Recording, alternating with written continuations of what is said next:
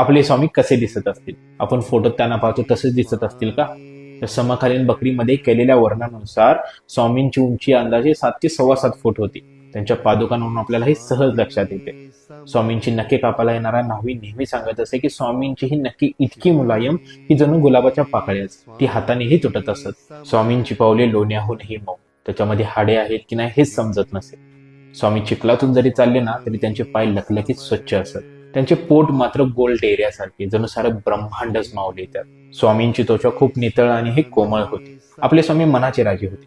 कित्येक दिवस ते आंघोळ करत नसत, पण कधी कधी दिवसातून 4-4 वेळा आंघोळ करत.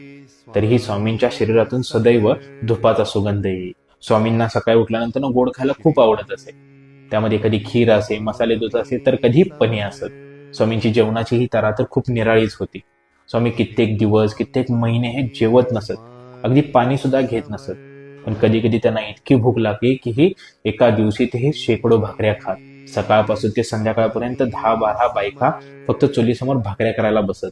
कधी कधी स्वामी कोणाच्या दारासमोर उभे राहून जेवण घालगं माये असं म्हणत, पण घरच्या बाईने वाढलेलं जेवण तिथेच गाईला घालत. स्वामी बाहेरचं जेवायला बसत त्यावेळी त्यांच्या ताटात गायी कुत्री येऊन जेवत. स्वामीही त्यांना प्रेमाने घास पुरवत. असे होते आपले स्वामी. गोपाळकृष्ण बुवा केळकर हे स्वामींचे समकालीन. त्यांनी स्वामींना याची देही याची डोळा पाहिलेला आहे आणि स्वामींवरती त्यांनी बरंचसं लिखाण देखील करून ठेवलेलं आहे. स्वामींचा बराचसा दिनक्रम त्यांनी लिखाण करून ठेवलेला आहे, तो आपण पुढच्या व्हिडिओमध्ये पाहूयात.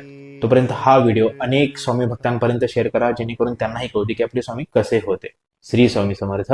जय शंकर.